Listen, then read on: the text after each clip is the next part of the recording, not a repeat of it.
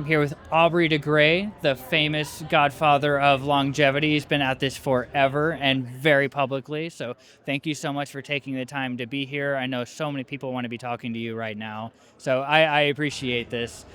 Tell us a little bit. I know most people know the story, but we're going to make you say it again anyways. Tell us a little bit of your story, how you got into longevity and your inspiration behind it. Yeah, I grew up just nobody ever told me that aging is not a problem, right? And so I always believed that aging was the world's most important problem. But I also made the mistaken assumption that everybody else thought the same. So I never talked to anyone about it. I never did the experiment of actually testing whether people thought the same until I was about 30, 31, something like that. Well, actually, it really started when I was 26, when I met and shortly afterwards married a biologist. And so I eventually, after a couple of years, became aware that we were never talking about aging. And I started asking questions, and it turned out she wasn't interested in aging, despite the fact that it was going to kill her, right? Right. And I started asking questions from other people, and I found out that, most people think that way. So I thought, well, this is completely insane. And so I ended up switching fields. I was a computer scientist at first. I'd always wanted to spend my life, making a difference to the world. And I went into artificial intelligence research because I thought, work is a bad thing. It'd be good if we had machines to do all this stuff that we're only doing because we are being paid for it. And therefore, you need better automation. But I always knew that the problem of aging was a far, far bigger problem than the problem of work. So since I'd been reasonably successful in my AI work, I knew I was good at working on hard problems. I thought, well, I might be able to make a contribution. Didn't you solve a really complex math problem that nobody anywhere could solve, and it was just like a spare time thing? What's that story? Yeah, so there's this problem. It's called the Hadwiger-Nelson problem, if you really want to know. And so it was first posed in 1950, and essentially the way it's normally described is how many colored pens do you need to be able to take any network of dots on a piece of paper and color them with these pens so that the only rule is that two dots that are exactly 1 inch apart cannot be the same color. And it was very, very rapidly established that you needed at least 4 and at most 7. You could definitely do it with 7, you definitely couldn't do it with 3, but people did not know whether the critical number was 4 or 5 or 6 or 7. And for 68 years, people noodled at this. Every mathematician in the world has basically worked on this for at least 10 minutes, but most of them for not much longer than 10 minutes because they decided, this is hard, I'll do something I can actually solve. And I came across this problem in 2017 and, just looked under the right lamppost and found a way to show that it can't be 4. So now we still don't know whether it's 5, 6 or 7, but we know it's not 4. Okay. We're digressing a little bit from the longevity industry, but why is that a problem? The number of colored pens, like why is this even a concept people are thinking of? Well, you could say the same thing about the whole of mathematics, right? People just, it's fun. Okay, that makes perfect sense. Fun, yeah, that's a good reason. It's fun. So, you've done a lot of nonprofit work. You started, or you at least co-founded SENS, and then now you're with LEV. And the first one, of course, the Methuselah Foundation. That's right, Methuselah Foundation. How did you get into nonprofit work when it seems like a lot of longevity people are very much in the private sector? Well, first of all, when I started out, the private sector basically didn't exist. I mean, there was basically a snake oil industry, and that's all. Mm-hmm. So, there wasn't really a choice. And, I just met the right people. I mean, I don't really know how to run an organization, but I met the right people who do. And so it just kind of went from there. The private sector, as we know it today, really started to emerge, I'm going to say, around 2016, 2017. And at that time, it was very useful for us. So we essentially, at Sense Research Foundation, which was the organization I led back then, we essentially pivoted our business model so that we would work on really hard aspects of aging for as long as it took to get to a point where some of the more courageous angel investors, seed investors, would be willing to write checks. And at that point, we would spin the projects out as startup companies, and they would, of course, get more money that way, because investors tend to write bigger checks than donors do. So that worked really well. However, even now, there's quite a few things that need to be done in the longevity research area that are simply not investable. Either they haven't Bless you. Either they haven't got far enough along to be investable, or they're just inherently not going to be investable ever. And the work that we do at LEV Foundation is pretty much not investable ever, because it involves combining things that other people have already developed individually, and that, therefore they own the IP, or maybe these things are just not patentable in the first place. Okay. And so, so we're kind of reliant on the philanthropic approach. Okay, and you said you started with Methuselah, and now you've gone into LAV with, Sens and maybe some others in there. When did you first start with Methuselah? That was 2003. 2003, Yeah. Okay. Walk us through that evolution from Methuselah to today LAV. So I guess there were a number of developments that happened. With Methuselah, we started out with essentially no money, and so all we started doing was PR, basically. We were we created these things called the Methuselah Mouse Prizes, which were essentially to raise the profile of longevity research and just give it a more exposure.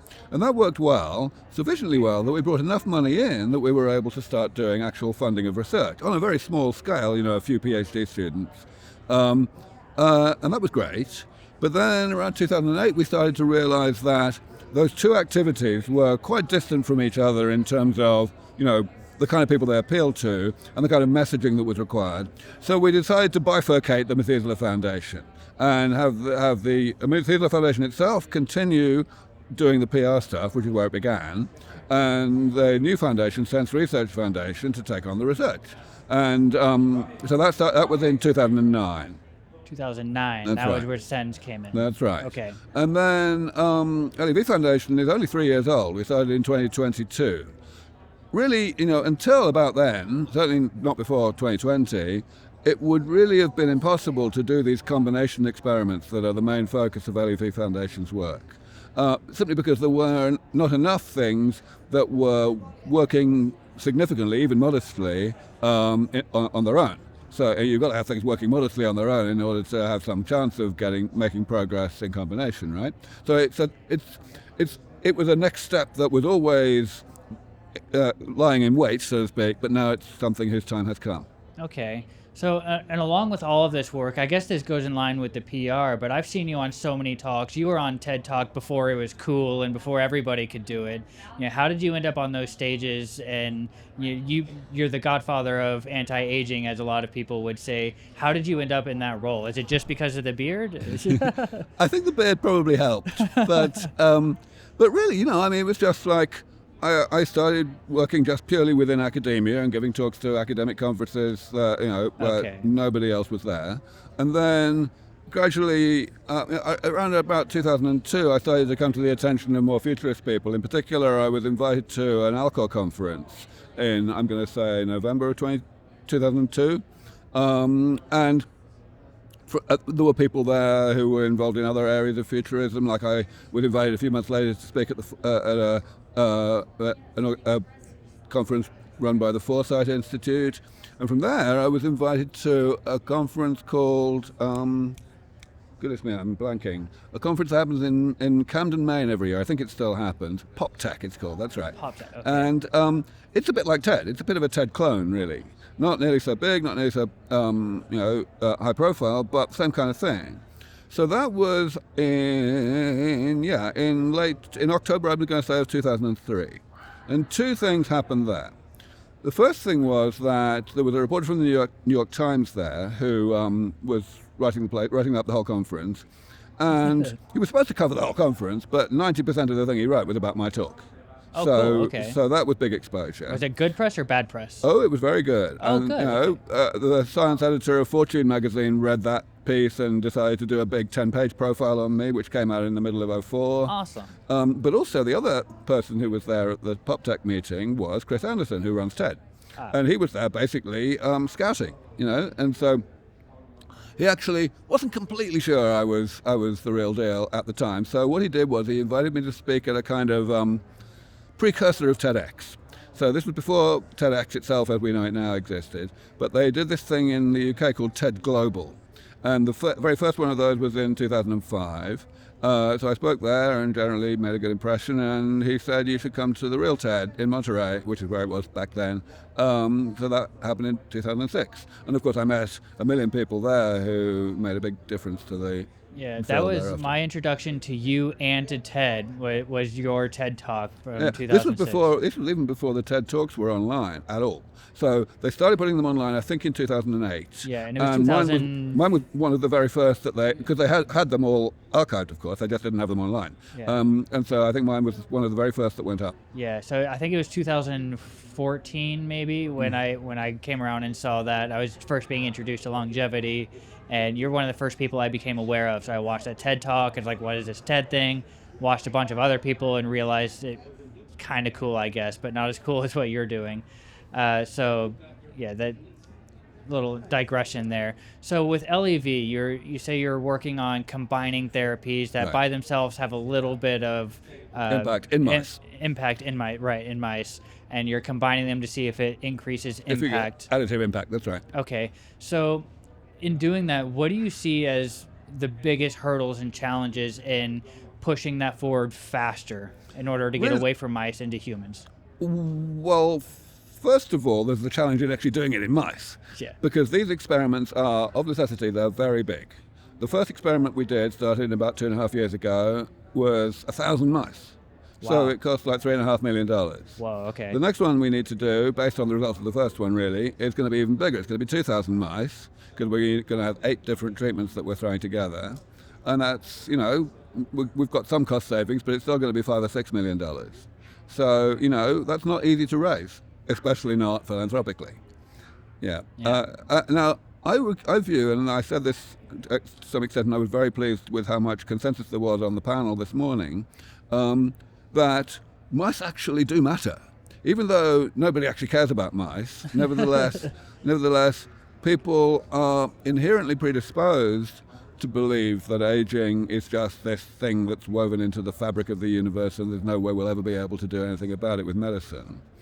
And if you take a long-lived organism, like a human, or even a dog, and you do stuff to it that appears to be extending its health and its function and so on, then that's great, but unless you actually have lifespan data as well, which is hard to get quickly if you're looking at a long-lived species, then people will say, yeah, you're not really fixing aging. They will assume that if you did measure lifespan, the answer would be negative, that you would not have an increase, even though you did have an increase in health span. And so you have to get lifespan data. And that's why we're doing experiments in mice. Okay. Now, once we get it, you see, that does not necessarily mean that the same things that worked in mice will also work in humans. In fact, it's quite likely that we'll need very different things in humans. But that's fine, because it shows that it's possible. If you can do things in mice, then it seems plausible that you would be able to do things in humans, even if it was different things that would actually work. Yeah. Whereas if you can't do anything, even in mice, people are going to carry on being very skeptical that you're ever going to be able to do anything in humans. So if it could be done in mice, that sets the precedent, and almost then you'd have to classify aging as a disease, which you've called for forever. Yeah, I mean, very much as I was saying today on stage about making aging the new COVID, in that case, it's showing giving the precedent of what society can do when it actually wants to, right? This is a case of showing what science can do when it actually wants to. Yes, okay. So you mentioned it costs a lot of money to do this with mice. So there's that aspect. So including that, what else do you see as a big challenge in pushing what you're doing forward? Honestly, there isn't any other big challenge. I mean, It's the money. I was mentioning a moment ago that we could not have done these combination experiments at all until 3 or 4 years ago because there were just not enough things to combine. But even during the 2.5 years that we've been doing the first experiment, which concluded maybe 3 or 4 months ago, there's been a huge acceleration. There's half a dozen more that have just come out in those 2 years. And they're not just copycat things. These are things that work by different mechanisms. They address different types of damage. So it's become, I could totally do 2 more of these big experiments, 2,000 mice, simultaneously now, if I had the money. Okay. And we've got all the collaborators, we've got all the reagents, everything else is in place. Okay. So the next question is it's probably an easy answer, but for the sake of allowing you to say it to everybody, what's the solution to that problem? I've been raising money philanthropically for 20 odd years, and most of the money that I've raised has come from a small number of wealthy individuals. I would so love for it to be coming from a large number of less wealthy individuals, but that's kind of a catch-22. When people are not sure that it's going to work, then it's difficult to persuade them to give money to make it work. One thing I learned very early on is that every high net worth individual is different. I have to do, 5% of the talking and 95% of the listening, which is not something that comes naturally to me. And, sometimes they get it and they get persuaded. So coming back to TED, when I spoke at TED in Monterey in 2006, I met Jeff Bezos. He wasn't worth a fraction of what he's worth now, but he was worth plenty. And he got very interested and talked to me at some length about the work afterwards. Chris Anderson fell in love with me and had me back to TED for almost free for the next few years, and even though I wasn't speaking. And every year, Bezos would come up to me. I wouldn't go up to him. He would come up to me. Oh, okay. And, ask me, what's new and all that. 2012 or so, he invited me to some kind of retreat in, I think it was Santa Fe. So, he's been interested for a very long time. It took him 15 years to finally pull his finger out and throw $3 billion at Altos Labs. But he's done it now, better late than never. Yeah. Right? The problem that still exists, though, with high net worth individuals is step one is deciding to put money into longevity research. Step two is deciding how to do that, what kind of longevity research to fund, and it is unbelievable how dumb almost all the decision-making processes are. They will just put their finger in the air and just decide randomly what to do, or they will just ask, some guy they went to high school with. Yeah. It's so frustrating. I mean, Calico is the most extreme example. This was a company created about a decade ago by the Google twins, again, after about 10 years after meeting me, but, they've never given me a penny, nor has Bezos, incidentally. Yeah. See, that's the really interesting thing. There are these really rich people okay, I'm finally going to put a bunch of money into it, but I'm smart enough, I'm going to do it. It's like, no, there's people like you who are really into research. Actually know a bit, yes. Yeah. That's right. And so Calico has been a spectacular waste of billions of dollars of money. It's produced basically nothing. And just because they hired the wrong people. I mean, I would have totally taken a job at Calico. I would have totally taken a job at a bunch of these companies that have been funded by high net worth people, and just given up the non-profit side of things if I could, but nobody's asked me. Okay, that's a shame. You would think you would be the first person to ask. I would. I don't understand that. There you go. Yeah. So I want to, just for the sake of conversation, I want to get your opinion on something I actually mentioned last night, and we were talking in the group of, there's a lot of discussion of how do we increase funding coming in, but what about the discussion of making the funding that is here actually go further and work faster? And in our view, working at Immortalis, if we streamline regulation and bring that timeline down, then that's going to make the dollar go further and turn that E-Rooms law from pharmaceuticals back into Moore's law of technology. So I'm very in favor of modernizing regulation. The things that we know about that are happening, like the Montana right to try law, special economic zones like Prospera, these are great. But, are they really going to move the needle in terms of the bigger jurisdictions? Are they going to really change the FDA? The thing is that these organizations and these regulatory frameworks that have built up over many decades, they are very, very entrenched, and they are, completely submerged under vested interests in the status quo. So changing them is not something that can be done with logic.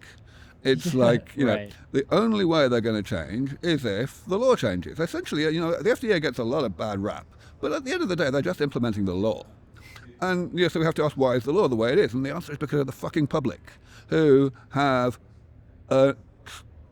just indescribably excessive level of risk aversion. One person dies in a clinical trial, and all hell breaks loose. Whereas clinical trial takes 5 years, 10 years longer than it needed to, it doesn't make headlines, Yeah.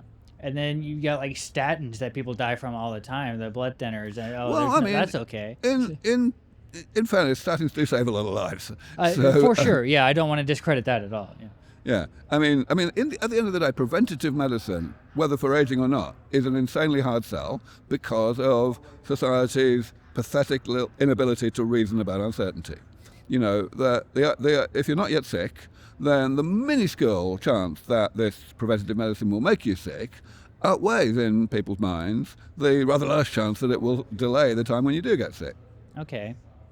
So going back a little bit to the regulation thing, I agree with you. It's really hard to get people to actually change regulation, and you can't be too mad at the agencies because, like you said, they're just enforcing the law, and that's what a lot of people try to do. They try to go in and change the current system.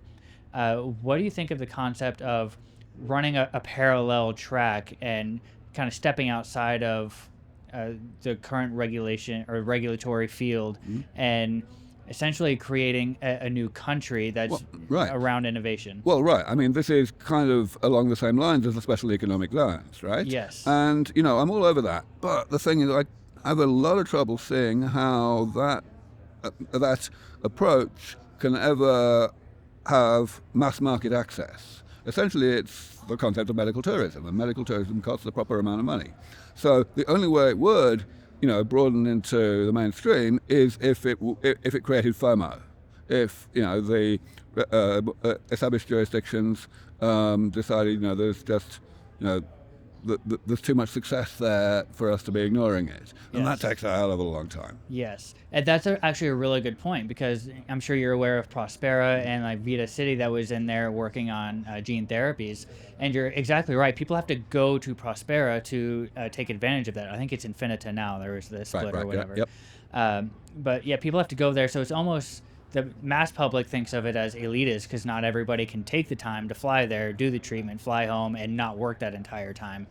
So, you know, it's a really good point, and what we want to do, and we've worked this. We can talk later about it off camera, but and one of the zones we're trying to open up, and we're actually very bullish about it, is in 6 months or so having an actionable zone unlocked within the continental United States.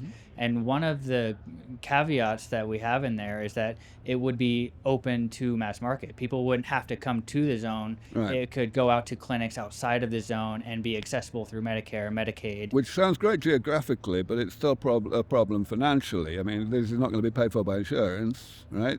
So, you know, there's still access problems until it becomes mainstream at the level of the government, at the level of, you know, tax incentives, etc.